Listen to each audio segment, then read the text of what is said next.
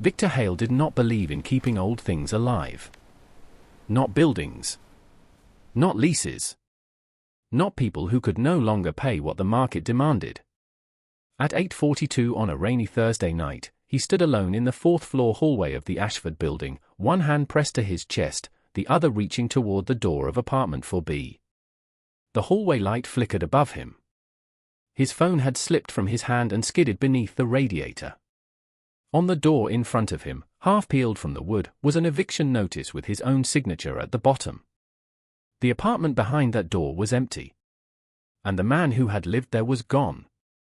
3 weeks earlier, Victor had walked through the same hallway with a leather folder under his arm and a contractor beside him. The Ashford Building had once been respectable, but time had softened its edges. The carpets were worn thin near the stairs. The brass numbers on the doors had lost their shine. Pipes clicked behind the walls whenever the heat came on. Victor did not see history in any of it. He saw underpriced units.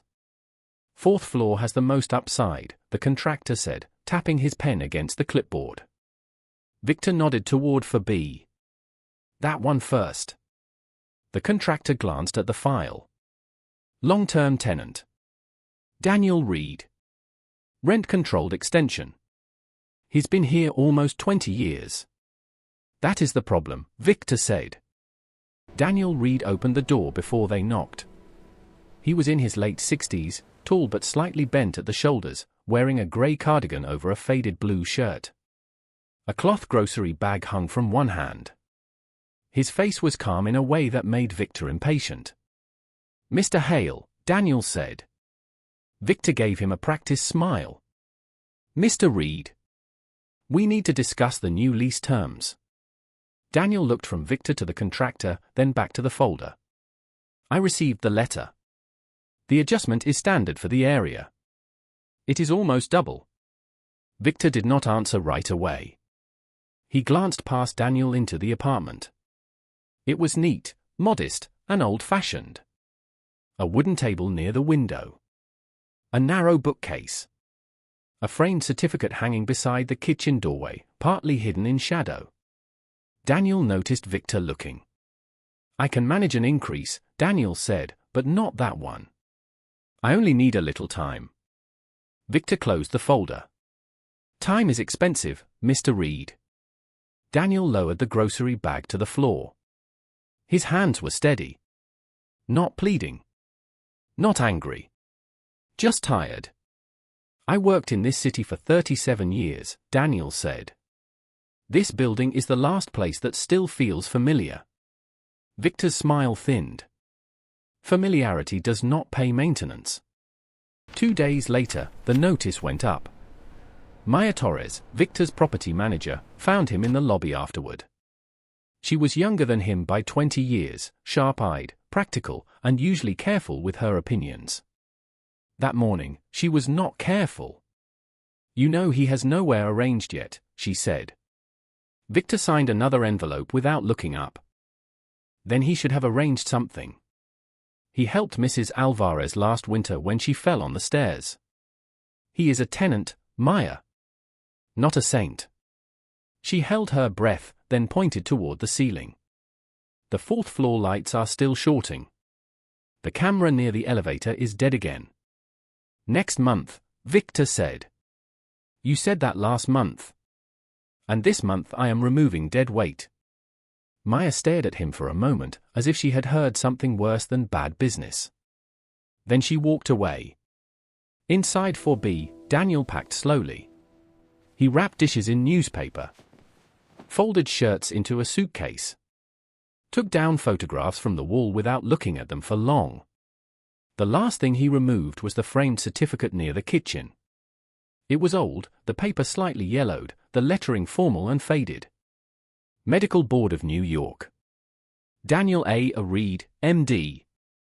He wiped dust from the glass with his sleeve, then placed it face down in a cardboard box. In the hallway, Victor passed the open door and saw the frame disappear beneath a blanket. "Clearing out?" he asked. Daniel turned. "Trying to." Victor's eyes moved to the boxes. "You were a doctor. A long time ago." License still active. Daniel looked down at the covered frame. No, Victor gave a small laugh through his nose. Then I suppose the city moved on from both of us. Daniel did not answer. That should have bothered Victor. It did not. By the following week, 3 more tenants had received rent adjustments. One family on the 2nd floor started looking for a smaller place. An elderly man on the 5th floor moved in with his daughter. The building grew quieter, but Victor liked quiet. Quiet meant fewer complaints. At a rent review meeting that Friday, Maya placed a repair estimate in front of him. Electrical. Hall cameras. Emergency lighting. The contractor says the 4th floor should be handled before renovations. Victor pushed the paper aside. Renovations increase value. Repairs preserve excuses. Maya watched him rub the center of his chest. You okay? Coffee. You've been doing that all week. He buttoned his jacket. You manage tenants. Not me. But that afternoon, while walking past for B, Victor stopped. A tight pressure moved under his ribs, then faded. He gripped the stair rail until it passed. From inside Daniel's apartment came the soft scrape of boxes across the floor. A maintenance worker named Ellis came up the stairs carrying a toolbox. Mr. Reed leaving today? Ellis asked. Tomorrow. Ellis shook his head. Shame. Man saved my brother once. Victor looked at him. Saved him? Years back. Before you bought the place. My brother came to fix a leak, dropped right there in the hallway. Heart thing. Reed kept him alive till the ambulance came. Victor glanced at Daniel's door. Ellis nodded toward it. Hands like a machine. Calmest man I ever saw. Victor's expression hardened, as if the story had been offered to manipulate him. His license is expired, he said. Ellis frowned. A man's hands don't forget everything just because paper expires. Victor walked away before the sentence could settle. The next morning, Daniel carried the last of his boxes downstairs. Rain tapped against the lobby windows. A rented moving van waited at the curb with its hazard lights blinking. Maya stood near the mailboxes, holding a folder she had no reason to hold. I'm sorry, she said. Daniel gave her a small nod. You were kind. I should have done more. You did what you could. Victor came through the lobby while Daniel lifted the final box. Their eyes met. For a second, neither man spoke. Then Victor said, leave the keys with Maya. Daniel placed them on the counter. 3 dull keys on a brass ring. The sound was smaller than Victor expected. By evening, for B was empty. The floorboard showed pale rectangles where furniture had stood for years. The air smelled faintly of cardboard, dust, and rain. Victor returned alone after a dinner meeting to inspect the unit. He liked seeing emptied spaces. They made the future easier to imagine. The 4th floor hallway light flickered as he stepped out of the elevator. He frowned at the ceiling. The camera above the elevator showed no red recording light. Useless, he muttered. Inside 4B, the rooms looked larger without Daniel in them. Victor walked from the kitchen to the window, picturing new cabinets, polished floors, a higher listing price. Then the pressure returned. This time it did not fade. He steadied himself against the wall. A sour heat moved up his neck. He tried to breathe deeply, but the breath caught halfway. He reached for his phone and turned toward the hallway. The apartment tilted. He made it 3 steps past the door before his knees struck the carpet. His phone hit the floor, bounced once, and slid under the radiator. Victor tried to call out, but his voice came out thin. The hallway was empty. The tenants who used to leave shoes by their doors were gone. The family downstairs who always came home noisy at 8 had moved. The old man on 5 was at his daughter's house. His hand found the bottom edge of the eviction notice still stuck to the door. The paper tore slightly under his fingers. Downstairs, Maya returned to the building because she had forgotten her laptop. She noticed the elevator stuck on 4. Then she heard something through the stairwell. Not a shout. A scrape. She ran up. Victor lay on his side outside for B, his face grey, one hand twisted in the carpet. For one frozen second, Maya only stared. Then she dropped beside him and called emergency services. The dispatcher's voice was sharp and distant. Maya pressed 2 fingers to Victor's neck, then moved them, panicked. "I don't think he has a pulse," she said. The dispatcher began instructions. Maya locked her elbows and started compressions, counting under her breath, but her hand shook. She looked down the empty hallway, at the dead camera, at the torn notice, at the door of 4B. Then she remembered Ellis's words. "Man saved my brother once." With one hand still near Victor, she grabbed her phone and searched Daniel's forwarding form. No answer. She called again. No answer. She opened the move-out receipt. The moving company had listed a temporary storage address 12 blocks away. Maya called the number on the form and shouted into the phone until someone listened. Daniel was beside the moving van when the call finally reached him. Rain had soaked the shoulders of his cardigan. A young mover held the phone out to him. "It's your old building," the mover said. "They say someone collapsed." Daniel took the phone. Maya's voice broke through the rain.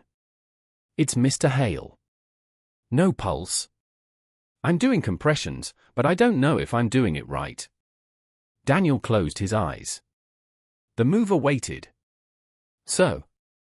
For one breath, Daniel looked at the boxes in the van. His life reduced to cardboard. His home taken.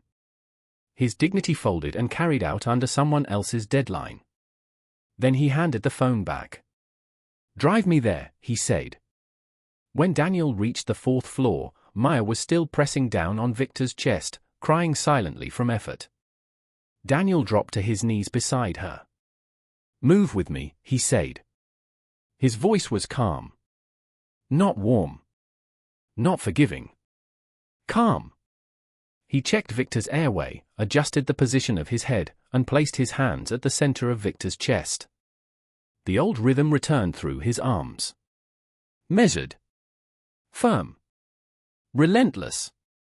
The hallway filled with sound, rain against windows, Maya counting, Daniel breathing through each compression, ambulance sirens rising from the street below.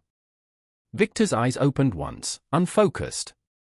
He saw Daniel above him, soaked from rain, sleeves pushed to the forearms, face unreadable. Then the paramedics arrived. Weeks later, Victor returned to the Ashford Building with a hospital band still in his coat pocket. He moved slower. Spoke less. The 4th floor hallway had new lights. The camera above the elevator blinked red. The radiator had been replaced. So had the carpet where he had fallen. He stood outside for B with Maya beside him. Inside, workers were repairing the walls, not for a luxury listing, but for Daniel. "He may not come back," Maya said. Victor looked at the open apartment. Then it should still be ready. He had already cancelled the rent hikes. The renovation budget had been redirected into repairs. 2 displaced tenants had been offered reduced leases. A legal trust was being drafted to protect elderly residents from sudden increases after his death. Maya handed him a folder. "The board will hate this." Victor looked at the hallway, at the place where his hand had torn the eviction notice. "They like the old version of me," he said. "They can keep him." In his office, he framed the torn notice from 4B. He placed it where no visitor could miss it. Not as a confession. Not as decoration. As evidence. Because once, Victor Hale had looked at a quiet man and seen only an outdated lease, an expired license, and a room worth more without him in it. Then his own heart stopped in the empty space his greed had created. And the hands he had pushed away came back anyway.